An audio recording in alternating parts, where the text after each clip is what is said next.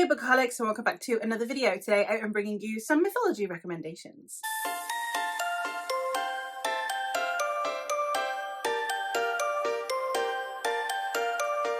It's been a little while since I've done a mythology recommendations video, so I thought I would do one. I have now read 5 within the last 6 months or so. Actually, one of these I think is a little bit older, but I am always a fan of mythology. I do really like reading it, discussing it, and then also reading retellings of it in my books. So I thought I would give a recommendations list based on some of the ones that I have recently read. So we've got a mixture of folklores going on here as well, which I always like. I like it when I'm changing it up and I'm not just reading from one place. And yeah, I'm really excited to get to these, so let's talk about them. The first one I have to talk about today is The House of Frost and Feathers by Lauren Weisbrunn. This one is based on the Baba Yaga myth, which is a very popular myth within Slavic mythology. This one is following a girl named Marisha who is in a society where there is this kind of deadly virus plague thing going around. And when she loses her job and kind of is running out of options, she decides to start working as an apprentice for Baba Yaga. Well, actually for Baba Yaga's apprentice, so she's going to be an assistant to the apprentice. This is sapphic, and we also have very much female community going on in here, which I really appreciated. And we have these women are trying to find a cure to this disease that is happening, partly because they can profit off of it, partly because it's the right thing to do. I'm really excited to read more by this author if she gets anything else out, but I don't think this one is hugely popular. I haven't really heard very many people talking about this one, so I thought I would put it out there, especially because I know there are quite a lot of fans of Slavic folklore. This one seems to have somehow gotten overlooked, but I would highly recommend it. It was very enjoyable. The next one I have to recommend is one that I read a little while back and I do have a spoiler vlog for, and that is Green Teeth by Molly O'Neill. This one is based on Celtic folklore, so on British folklore, and I did partake in a collaborative spoiler vlog for this over on my friend Rachel from Rachel Reading Fairies channel. I will leave her linked down below, and we read this one. It was part of our romantasy vlogs, but this isn't actually a romantasy, but it is a mythology, so it does work for this video. So we are following Jenny Greenteeth, which is based on the myth of Jenny Greenteeth, who was probably a myth that was mostly invented to keep children away from bodies of water so they wouldn't drown. And we are following her as she ends up helping a woman named Temperance who gets thrown into her lake and is accused of witchcraft. This is very, the Christian and Catholic Church is really coming down hard. I think in this case actually it's Puritan, but we have where religion's really coming down hard on women, so it's quite feminist in nature. There were things in here that did bother me a little bit in terms of the discussions around what is deemed monstrous, but I think overall it was a really well written book, and I own the author's other books, so that says everything you need to know about my enjoyment, where I'm willing to go purchase more from her. I think that this one did a really good job of depicting mythology that is often forgotten. I think now we don't really discuss our mythology anywhere near as much as we do the Greeks and the Romans, but we had a lot of the kind of Welsh and Cornish folklore going on in here, which is always fantastic to see. The next 3 I do all have in a vlog, which I will leave linked, but we have The Morrigan by Kim Curran. This one is based on Irish mythology, on Gaelic mythology, and we are following the Morrigan, who is one of the deities from the Tuatha De Danann. This one is one of those stories that is not quite redeeming an evil character, very much similar to what we have with Greenteeth and Baba Yaga. They tend to be at least feared, maybe not vilified, but they are feared women, which is, you will see, my favorite type of mythology retelling is when we get like a woman who historically has either been vilified or at least deemed to be scary and monstrous by men. And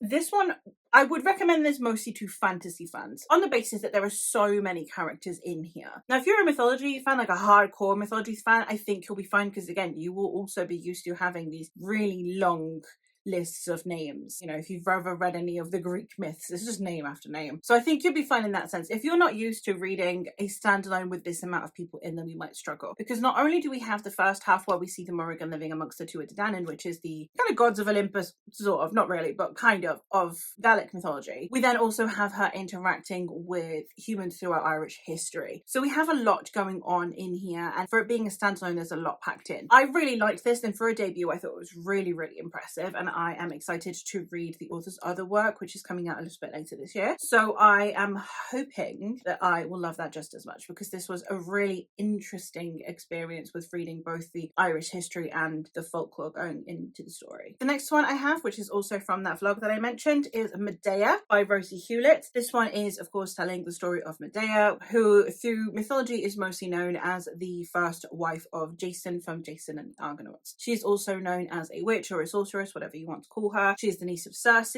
Circe being one of my all-time favourite mythology retellings. So, you know, a lot going into this. Now, I don't really care about the Argonauts, the Jason and the Argonauts story. It's not really my thing. I never really vibed with it. So I was a bit hesitant going into this one, but I did end up really enjoying it. I think it's my favourite from that vlog, actually. It's the only one I gave 5 stars. I had a great time with this book because seeing Medea's rage and seeing where it comes from, and I can't say that I would be hugely different. Maybe I wouldn't, if you know the myth of Medea, then you know what I mean. Maybe I wouldn't go as far as she does, but I understand where it comes from. Yes and no at the same time. It shows the brutality of the world that she lived in such a good way. It's not trying to sugarcoat it. It's not trying to pretend that it's a modern society in which these events would be happening. That's not the case. I think the mythology was woven in really well. I think the depiction of Jason in here was spot on. And then yes, Medea as a character was just fabulous. And you really feel for her even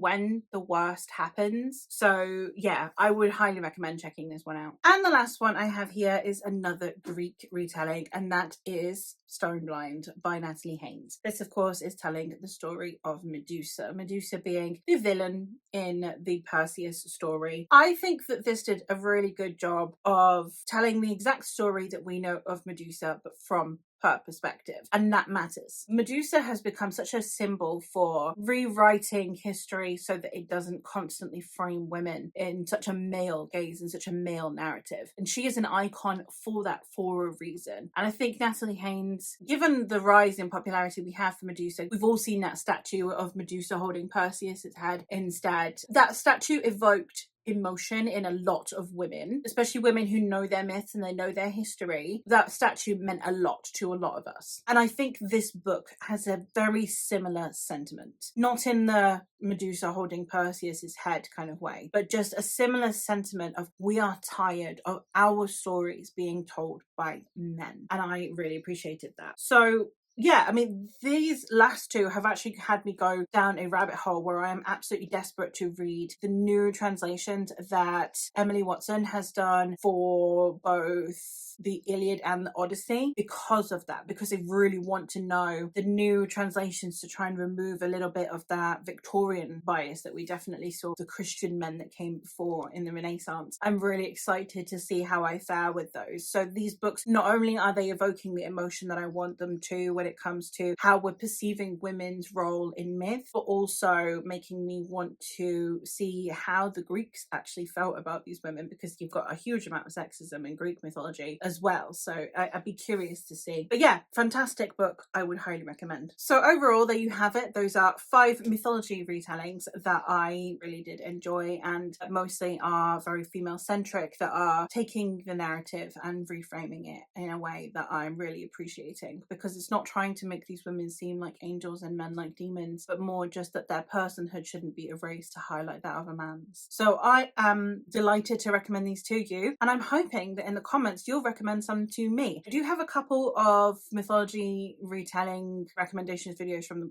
past. I'll try and link them if I can find them, but I've already read everything by Lucy Holland. I've read the first 2 books by Vaishnavi Patel. I have read both of Madeline Miller's books, and I have read both of Genevieve Gornichek's books. So I have been working my way through a lot of the more feminist mythology retellings, and I have tried Jennifer Saint and it didn't work for me. But if you have any other recommendations, especially for this type where it's women who normally are deemed, I suppose, a bit more evil or who are not perceived kindly in the myth, those are the ones that I'm interested in. So if you have any recommendations for that, I would love to know. But there you have it. Those are all of my recommendations, and I will hopefully catch you in another one soon.